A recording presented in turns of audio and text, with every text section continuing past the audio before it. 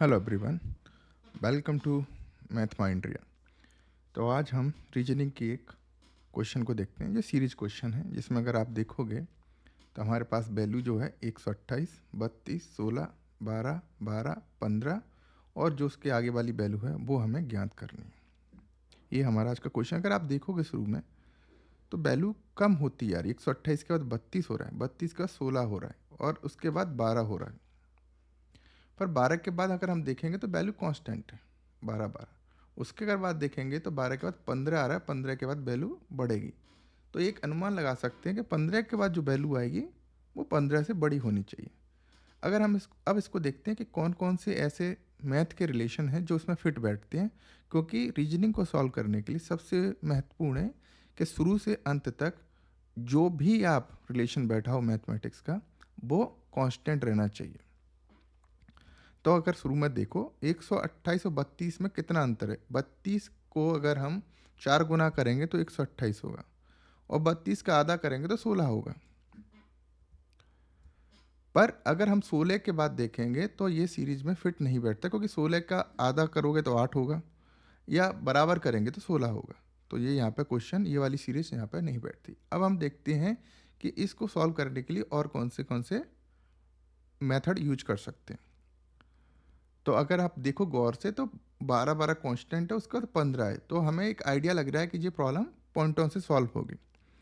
तो 128 को अगर हम 0.25 से, जिसको हम 1/4 भी लिख सकते हैं, 0.4 को गुणा करेंगे तो 32 आएगा।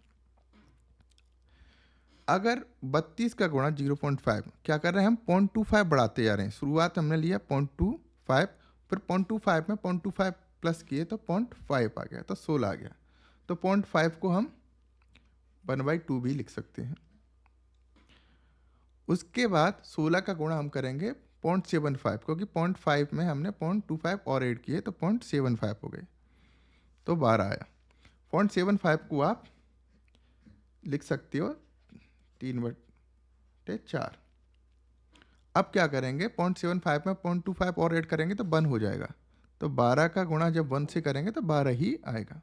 अब 1 में क्या करेंगे, 0.25 और कर देंगे तो क्या हो जाएगा 1.25।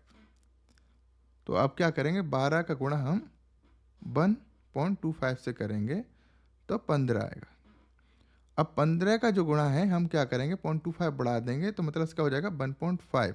तो जो आंसर आएगा वो क्या होगा, 22.5। इस सीरीज का जो आंसर है वो 22.5 आएगा।